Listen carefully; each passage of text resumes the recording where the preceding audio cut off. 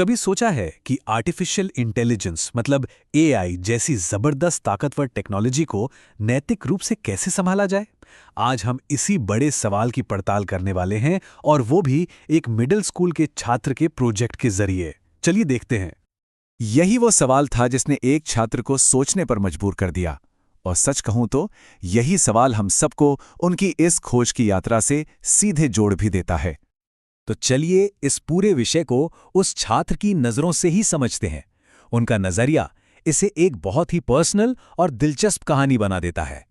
तो सबसे पहले ये समझते हैं कि ये सब शुरू कहाँ से हुआ, मतलब इस प्रोजेक्ट के पीछे की असली वजह क्या थी। देखिए, यहीं पर बात कितनी दिलचस्प हो जाती है। उनका जो शुरुआती पॉइंट था वो टेक्नोलॉजी नहीं बल्कि इंसान थे। उन्होंने टेक्नोलॉजी को इस चश्मे से देखा कि भाई इसका लोगों पर असर क्या पड़ रहा है। अब देखिए, किसी भी बड़ी चीज को समझने के लिए पहले उसके छोटे छोटे हिस्सों को समझना जरूरी होता है ना। तो उस छात्र ने भी यही किया और अपनी समझ का एक नैतिक टूलकिट तैयार किया। एआई जैसी कॉम्प्लेक्स चीज की कितनी सीधी सरल परिभाषा है। कोई भारी भरकम शब्द नहीं, बस सीधी सी बात। ऐसी मशीनें जो सीख सकती हैं और हमारी मदद कर सकती हैं। और ये परिभाषा तो वाकई कमाल की है। जिम्मेदारी का मतलब सिर्फ काम पूरा करना नहीं, बल्कि अपनी शक्ति का, अपनी पावर का बहुत सोच समझकर सावधानी से इस्तेमाल करना। ये बात सोचने पर मजबूर कर देती है ना। और इस टूलकिट का तीसरा और आखिरी हिस्सा था नैतिक सोच, मतलब ऐसे फैसले लेना जो सिर्फ चालाकी भरे ना हों बल्कि निष्पक्ष भी हों और जिन पर अच्छे से विचार किया गया हो। तो ठीक है, ये बुनियादी बातें तो समझ आ गई, पर इसके बाद उस छात्र ने अपनी रिसर्च को आगे कैसे बढ़ाया? उनका तरीका क्या था? इन स्टेप्स को देखिए जरा, कितने साफ और सुलझे हुए हैं। ये दिखाता है कि किसी भी मुश्किल टॉपिक को अगर सही तरीके से छोटे छोटे हिस्सों में तोड़ा जाए तो उसे समझना कितना आसान हो सकता है। और जो बात सच में कमाल की है वो ये कि इतनी गहरी सोच और रिसर्च के लिए किसी महंगी लैब या फैंसी गैजेट्स की जरूरत ही नहीं पड़ी। बस कुछ बुनियादी चीजें और सीखने की एक सच्ची लगन। चलिए अब आते हैं इस सफर के सबसे अहम पड़ाव पर। इस पूरी मेहनत के बाद आखिरकार क्या नतीजे निकले, क्या बातें सामने आई?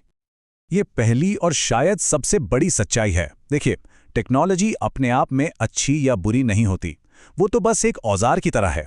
इसका असर इस बात पर निर्भर करता है कि उसे इस्तेमाल करने वाले के इरादे क्या हैं। ये दूसरी बड़ी खोज थी।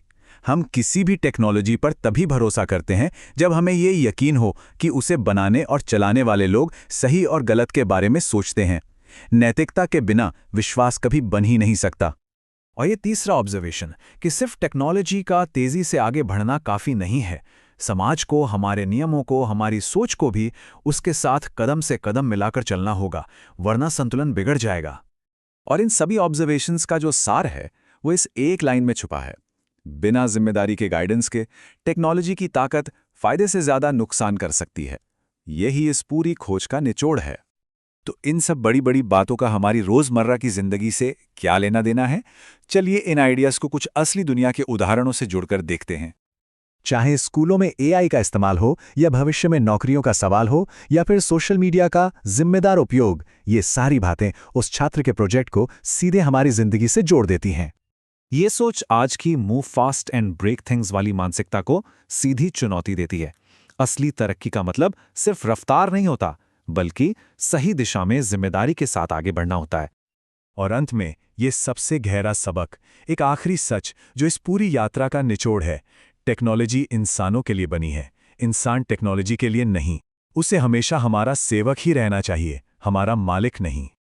तो इस पूरी बातचीत को हम इसी एक सवाल के साथ खत्म करते हैं। ये एक ऐसा सवाल है जो हमें लगातार सोचने और इस सबक को हमेशा याद रखने के लिए प्रेरित करता रहेगा।